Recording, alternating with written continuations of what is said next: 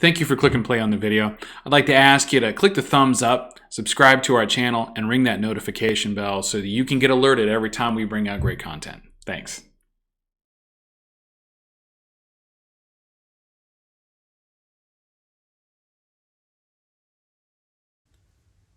Hey YouTube comic community, this is Jimmy the Geek Aficionado, and I'm back with another haul.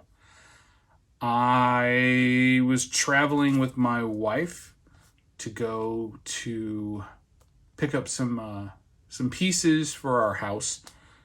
Working on another house project, and so she told me where it was, and I was like, yeah, I'll go pick those up. And she's like, well, I'll come with you. And I'm like, okay, well, I'm gonna make a stop. And of course she has no problem with that, and she went off and did her own thing while she dropped me off at this little hidey hole up north in around Milwaukee. And I found a few things. Now, specifically, I went there because, I did my research ahead of time. They've got an eBay store, and I was like, okay, let me see what they got. And I was like, oh, yeah, we're definitely going. And I'm like calling them ahead of time, making sure they still got it. But we'll get to that at the end. What I did find digging around in the long boxes is this cool Amanda Conner cover. I was actually looking for the third print of this JSA Classified number 3, where this is, I want to say it's got like a black and white background, like the Injustice Society back there is monochrome, and she actually says something different in the word bubble, which I honestly I can't remember what it was, but it's still a really cool cover, and I didn't actually have this one, and this is I do believe this is cover A. So maybe it was the second print that I'm thinking of, not the third. Anyhow, the first two issues of this series had variant covers by Adam Hughes, but this was just the regular Amanda Conner one. Amanda Conner, Jimmy Palmiotti, I believe, does the inks for her. So that was cool, but this was cooler, and not something I thought I would come across. Jungle Girl's Wild Side. You'll see later in this haul why I thought this was awesome to get, because I'm a big fan of Jungle comics and those Golden Age ones, and I thought this was a really cool kind of reproduction of books that you found back then. But this is Jungle Girl's Wild Side, issue number 14 from AC Comics, and just a really cool cover there. And I've been looking for this. So I'm a Green Lantern fan, and there's a point where Hal Jordan goes nuts, murders a whole bunch of lanterns, and after becoming Parallax, he is trying to overcome that side of him, and he, spoiler alert, he sacrifices himself in the 0 Hour storyline to use his power to reignite the sun in place of Superman, because Superman was the only person who was going to have enough strength or capability to do it, which I don't think actually was probably the case. But because Parallax had this, infinite power of a cosmic being, he was able to do it. But in the process, he dies, right? Hal Jordan dies. Well, because the universe isn't done with him, he bonds with the Spectre and becomes the Spectre's new host. And then there's this series that runs that's Hal Jordan is the Spectre through the 90s. I'm sorry, not the 90s. This is 2001. So this runs for a little bit until they go and they do the rebirth, where they actually bring Hal back from the dead, essentially. And then he's been, that went into, the end of the typical DC universe, and then he became, regular Hal Jordan in Rebirth, or not Rebirth, but New 52, and that's all a whole different story. But yeah, following the escapades of Hal Jordan, this was the next iteration of him after he becomes Parallax. All right, what else do we find? These are cool. So these are DC Silverage Classics. I have most of them. There was 3 that I didn't have. 1 I didn't realize I didn't have, and I left it in the box. So next time I go up there, they had like 3 or 4 of them, so not a big deal. But this is a reproduction of Adventure Comics number 247, featuring the first appearance of the Legion of Superheroes. Pretty cool, right? So you get to read the story. Now, the nice thing about this is I also found 252 of Action Comics, which is the first appearance of Supergirl and Metallo. Now, I just finally got this book myself recently on my 2021 hunt list. It was the first one I was able to knock off because it was also on my 2020 hunt list, and I just didn't seal the deal on it before the end of that year. And that was a tough year for me personally and financially. So I was able to get this, so I have a reader copy, and that'll be my placeholder in the Action Comics run, while the real copy is sitting in a slab somewhere nice. All right, we also have found some nice bronzies. We've got Shazam number 10. Now, this is one of my favorite covers in the Shazam run. This Marry Me, You Big Red Cheese. This old lady showed up actually in the Golden Age stuff, and she's always calling him the Big Red Cheese. So that was pretty funny for me, seeing it, because I remember those covers when I was going into some of the shops that I used to go to when I was younger. And issue number 6 with a great CC Beck cover with, I don't know if these were photo ads or if they were cutouts or what, how they did this, but still a pretty cool little cover there. And we have issue number 5. Good stuff, right? Good stuff. Just good stuff all around.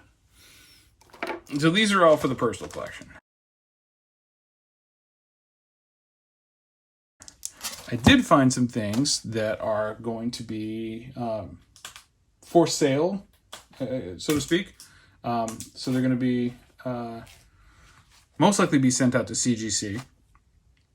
This one I've got to check out because I don't remember if it was CGC quality or worthy, but it is in wonderful shape, and I can't not pick it up every time I see it.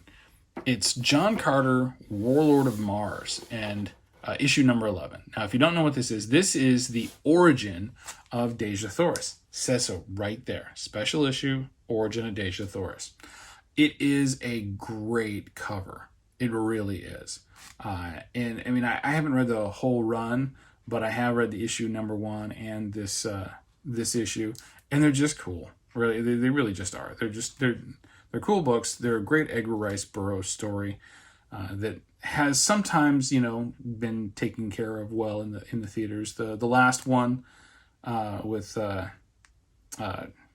Tyler something or other was good. It was a good film. It obviously didn't get enough to get a sequel, but I thought it was an enjoyable film. But this is it's just a great cover. I also found this one. I believe this is from 2014, somewhere in there. This is She-Hulk number 1, and it's 9/8 candidate. So that one's going to get sent off. We'll see how that comes back. And then we've got this guy right here. Now, here's the funny thing. So this is the variant of Justice Society of America number 1, right? And I want to say this is the Dale Eaglesham cover. Because Dale Eaglesham and Alex Ross went back and forth on the covers on this, right? Like Ross would do the cover A's and Eaglesham would do the cover B's in this particular run. So Justice Society of America from 2007, the first issue is the first appearance of the character known as Cyclone. Now, Cyclone is the granddaughter of, and I cannot remember her name right now, I'll put it in the notes, but is the granddaughter of the person who's like the caretaker for the Justice Society from way back in the day. And she discovers that she has powers in this first issue. So this is the B cover, but this one's not getting a whole lot of love, even with, that great Power Girl cover. But the one that does get a lot of love is this one, showing the first cover appearance, really, of Cyclone. I think she's actually on that other cover, like she's like in the background.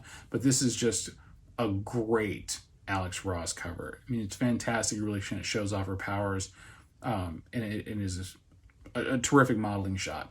It really is. The one with Liberty Bell on there is also fantastic. But like I said, this one's the one that's not getting, this one's getting some love, but that other 1B isn't getting a whole lot of love, which I think is just tragic. But those are going off to CGC. Those are going to get graded and probably sold. Next up, I did quite a bit of damage to this store. Next up is a couple of magazine size that I found there. They were sitting up right next to each other, and I couldn't pass them up. I put on my 2021 hunt list, I was looking for the first appearance of the chainmail bikini for Red Sonja. And I watched JP's budget collecting, and he had a special on called Let's Collect Red Sonja. And he brought up that nifty little fact of what was the first appearance of Red Sonja's chainmail bikini. And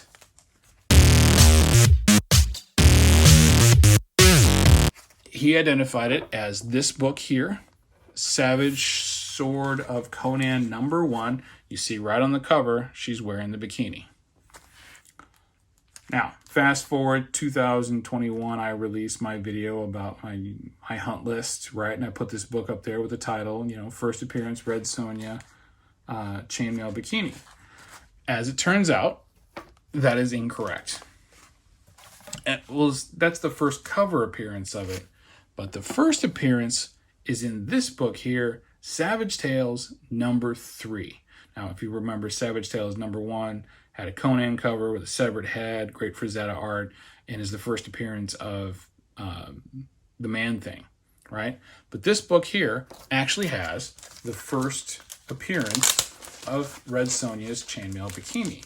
And it's in a single shot around the middle of the book.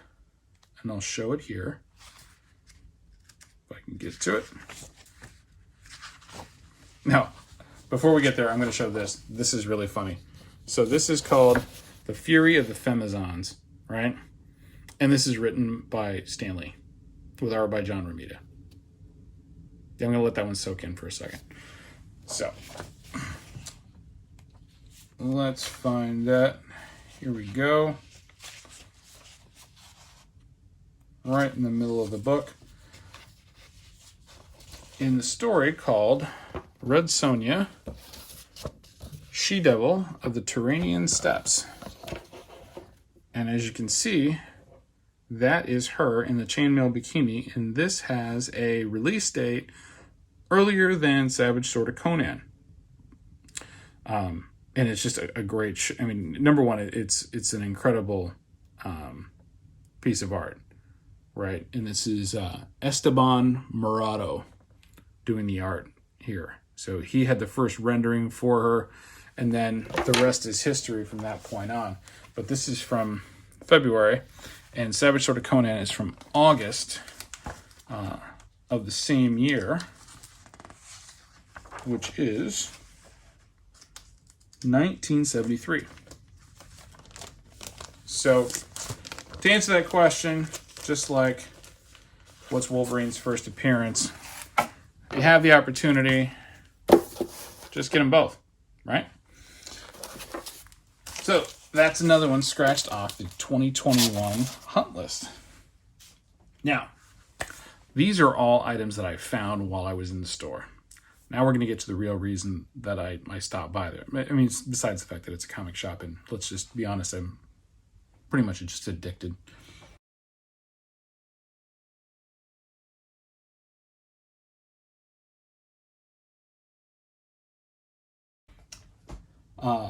I found that I get a lot of Golden Age books from here.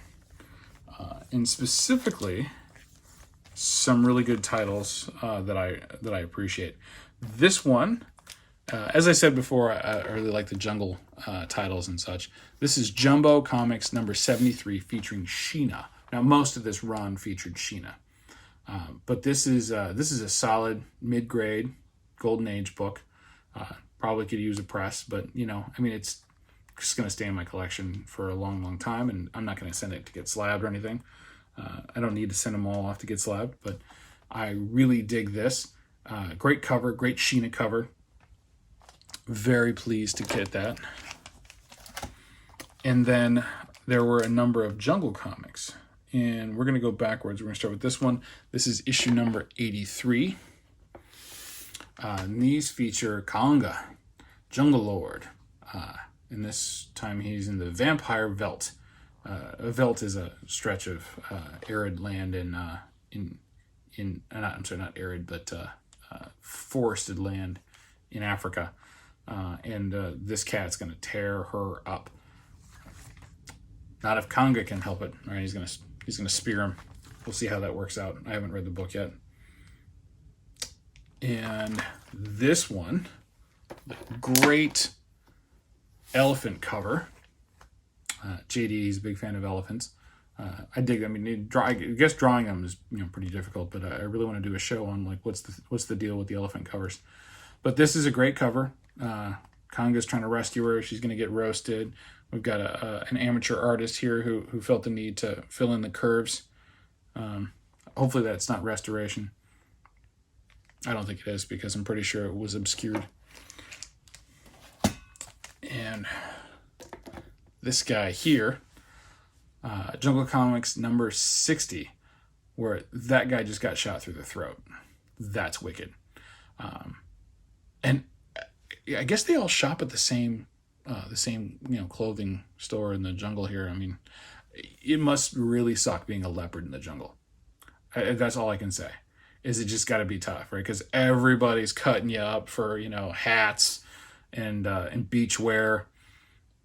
It's that's not where I want to be. But this is a great cover, right? I mean, it's got like a little tiny piece missing here, but it's a what they call a bondage cover, right? She's being bound here. She's actually, the last one was too. This would also be a bondage cover. And this one, what do you know? There's a lot of bondage in the jungle. What can I tell you? She's being thrown off the cliff. That's awesome, but it's just a great shot of her like a javelin being thrown. And while we're on the subject of leopard bikinis and javelins and monsters, this is what I saw online.